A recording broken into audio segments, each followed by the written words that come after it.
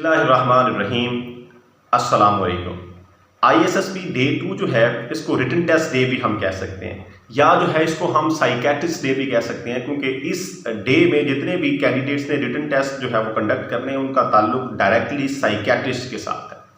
अब यहाँ पे एक बात जो है आप बिल्कुल क्लियर कर लें कि ये जो टेस्ट हैं रिटन टेस्ट आपके, इनका ताल्लुक आपकी एकेडमिक क्वालिफिकेशन के साथ नहीं है। एकेडमिक क्वालिफिकेशन आपकी जज हो चुकी है, इससे पहले जो इनिशियल टेस्ट आपके हुए हैं, इंटरव्यू हुआ है, उसमें आपको जज किया जा चुका है कि आप जो है वो एकेडमिक लिहाज से किस अहलियत के मालिक हैं, किस मेयार पर है। अब ये जो ISSB डे 2 में रिटन टेस्ट हो रहे हैं, ये सिर्फ आपकी मेंटल अप्रोच को जज करने के लिए हो रहे हैं। यानी इसके अंदर जो है वो आपकी जो इंग्लिश है उसका कोई ताल्लुक नहीं है कि आप किस हद तक इंग्लिश को समझते हैं या लिख सकते हैं, या उर्दू जो है उस ग्रामर का इसके साथ डायरेक्टली कोई ताल्लुक नहीं है। हाँ, जाहिर बात है कि आप इस लेवल तक पहुंचे हैं, आपको कुछ ना कुछ आता है तो आप यहाँ तक पहुंचे हैं।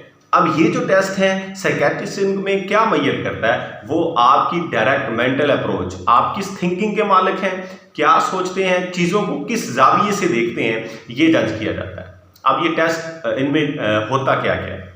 सबसे पहले तो सेंटेंस होते हैं, यानी आपने जो है एक वर्ड आपको दिया जाता है इंग्लिश का, उसका आपने सेंटेंस बनाना होता है, जुमला बनाना होता है। लेट्स सपोज के जैसे हम कह सकते हैं कि कंट्री, इसका आपने जुमला बनाना है, लव इसका जुमला बनाना है, इनकरेज इसका जुमला बनाना है। जुमला बनाना जो है वो इतना मैटर नहीं करता जितना जो है वो आपकी फर्स्ट मेंटल थिंकिंग, यानी सबसे पहले आप इस वर्ड के बारे में देखते क्या सोच रहे हैं।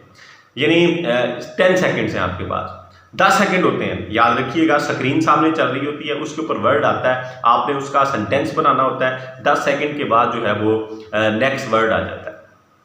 तो आपकी प्रैक्टिस इस लिहाज से होनी चाहिए कि आप 10 सेकेंड के अंदर जो है वर्ड को देखें और उसका सेंटेंस बना दें। अब जाहिर बात है कि आपका जो लेवल है कैंडिडेट्स का, जिस लेवल पे कैंडिडेट होते हैं, बहुत से वर्ड ऐसे होंगे कि उनके लिए नए भी हो सकते हैं, यानी उन वर्ड के बारे में उनको नहीं पता। तो आपने पहली बात तो यह है कि कोशिश ये करनी है, इतनी प्रैक्टिस करनी है वर्ड्स की कि जो जो आ रहे हैं या जितने भी इससे रिलेटेड वर्ड्स हैं उनकी प्रैक्टिस कर लेंगे, सेंटेंस बनाने की, उनके मीनिंग्स कम से कम आपको आते हैं।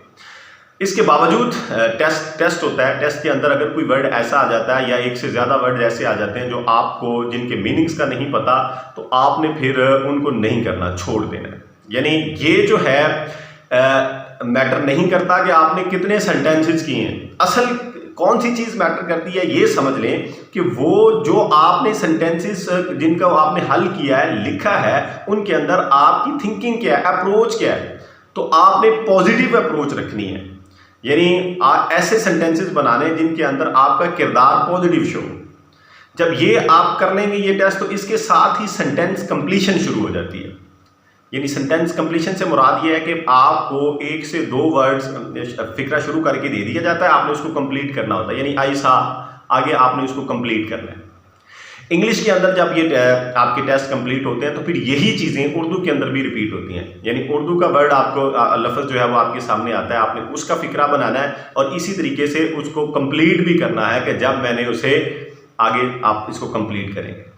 और ये मैं फिर बार बार रिपीट कर रहा हूँ कि इन सब सेंटेंसेस का मतलब क्या है, टेस्टिस का मतलब ये है, इनमें मेजर क्या किया जाना है कि आपकी अप्रोच क्या है, आप सोचते क्या हैं। तो आपकी प्रैक्टिस इस लिहाज से होनी चाहिए कि आपने इनको पॉजिटिव वे में कंप्लीट करना है। जैसे एग्जांपल आपको दे देता हूँ कि कंट्री है, कंट्री का अब ये एक आसान सा वर्ड है, इसका सेंटेंस जो है वो सारे बना सकते हैं। तो कंट्री का एक कैंडिडेट है वो बनाता है कि आई लव माई कंट्री, और एक कैंडिडेट बनाता है कि लव योर कंट्री। अब इन दोनों सेंटेंसेस के अंदर बला का फर्क है।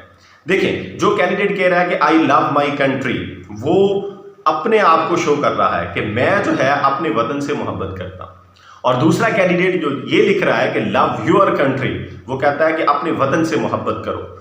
इसकी अप्रोच जो है पहले वाले से कई गुना बेहतर है। देखें, अपने मुल्क से मोहब्बत ये तो हर कोई करता है, जिस जगह पे, जिस माहौल में, जिनके साथ आप रहते हैं, उनसे मोहब्बत आप करते हैं। लव योर कंट्री का मतलब ये है कि आप बाकियों को दावत दे रहे हैं, आप इस लेवल पर पहुंच चुके हैं कि आप खुद तो करते ही करते हैं, आप दूसरों को कह रहे हैं। ये एक हाई अप्रोच है उसकी निस्बत। यानी इस तरह की चीज़ें मैटर करती हैं सेंटेंसेस के अंदर जो है। वहाँ पे आपका कंपटीशन है बहुत से लोगों के साथ, तो आपने जो है वो जो क्वालिटी अप्रोच है वो शो करना। इसके बाद जो है वो स्टोरी राइटिंग आती है, वो भी 2 तरीके की होती है। एक इसी तरीके से आपको इंग्लिश और उर्दू के अंदर तकरीबन आधा जुमला या एक जुमला लिख के 1-2 जुमले लिख के दे दिए जाते हैं, आपने उसको आगे कंप्लीट करना होता है। आपके पास टाइम होता है तकरीबन 4 मिनट, 3.5 से 4 मिनट होते हैं, आपने स्टोरी को कंप्लीट करना है। कि वो मेरे साथ जा रहा था कि अचानक रास्ते में हमें आगे, आपने 3.5 मिनट के अंदर इस जुमला जहां पे छोड़ा गया है इस को आगे कंप्लीट करना और एक स्टोरी बनानी है और स्टोरी का कंक्लूजन लाजमी निकालना। अगर आप उस टाइम के अंदर इतना कुछ लिखते जा रहे हैं, कंक्लूजन नहीं निकालते, रिजल्ट नहीं निकालते कि क्या हुआ है स्टोरी के अंदर, तो आपको इतना ज़्यादा लिखने का फायदा कोई नहीं, क्योंकि वहां पे आपकी अप्रोच चेक की जा रही है कि आप सोच क्या रहे। और इसके अलावा जो है ये इंग्लिश उर्दू दोनों में स्टोरी होगी। फिर आपको स्क्रीन के ऊपर एक इमेज दिखाया जाता है, पिक्चर दिखाई जाती है, इसको पिक्चर स्टोरी भी हम कह सकते हैं।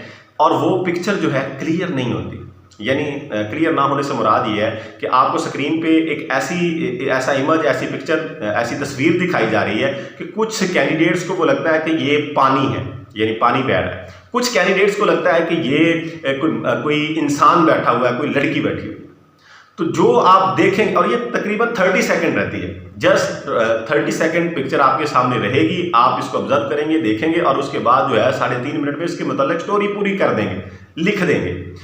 अब इसके अंदर भी आपकी अप्रोच चेक होनी है कि आपने क्या जज किया स्टोरी में, आपने क्या लिखा है, क्या कंक्लूजन निकाला है। तो ये भी आपकी प्रैक्टिस होनी चाहिए कि आप जो है वो पिक्चर देख के एक पॉजिटिव वे के अंदर स्टोरी लिख सकें।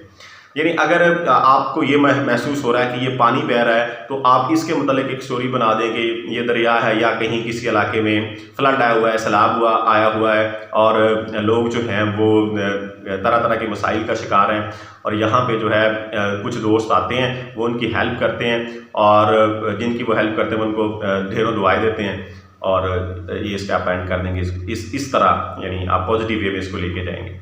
ये ना हो कि आप ये कह दें कि वहाँ तबाह बर्बादी होगी, ये होगी, भी नेगेटिव वे में नहीं जाना, आपने पॉजिटिव वे में रहना है। अपनी अप्रोच के मुताबिक आपने लिखना है, कॉपी नहीं करनी, यानी रट्टे नहीं लगाने, ना ऐसा पॉसिबल होता है। लेकिन आपने एट द एंड जो है वो पॉजिटिव वे में जाना है। और इसी तरीके से इसका अगर ये देखें, उल्ट इसका देखें कि आप एक कैंडिडेट को तो ये वाटर लगा था, पानी लगा था, फ्लड लगा था, दूसरे को कह दे कि ये यहाँ पे कोई इंसान बैठा लगा, तो यानी बैठा सोच रहा है, तो उसके बारे में भी आप एक पॉजिटिव वे में ऐसे ही स्टोरी जो है वो कर लेंगे, तो आपका जो है ये टेस्ट पास हो जाएगा। यानी बी पॉजिटिव, आपने यहाँ पे सिर्फ और सिर्फ एक ही चीज़ पे फोकस करना है, वो स्टोरी राइटिंग हो, सेंटेंस कंप्लीशन हो, या कोई भी टेस्ट रिटन टेस्ट में आपके आ रहा है, यही चीज़ें आती हैं। और मैयर क्या किया जा रहा है, आपकी मेंटल अप्रोच। अगर ये आप जब ये लिखेंगे, ये चीज़ें आप करेंगे, तो इसमें बहुत सी मिस्टेक्स होंगी, गलतियाँ होंगी। वो गलतियाँ जो हैं वो आपके फेल होने का बाइस नहीं बनेंगी, ऐसा नहीं है। ये जज नहीं हो रहा यहाँ पे। जज क्या हो रहा है कि आप किस शख्सियत के मालिक हैं। साइकेट्रिस्ट आपको जज कर रहा है कि आपकी शख्सियत क्या है, पर्सनैलिटी आपकी क्या है, यानी आप क्या सोचते हैं, किस वे में आप चीज़ों को लेते हैं। तो उम्मीद है आपको ये टेस्ट जो है कि इनमें क्या कुछ आता है और क्या जज किया जा रहा है, कौन सी चीज़ें आपकी मैयर हो रही हैं, समझ आ गया होगा। ये हो गया डे 2, यानी इससे पहले वीडियो में हमने डे 1 को डिस्कस किया, आज डे 2 कर लिया। डे 3 में क्या होता है वो हम नेक्स्ट वीडियो में डिस्कस करेंगे। अपना ख्याल रखिएगा। फी अमानिल्लाह, अल्लाह हाफिज़।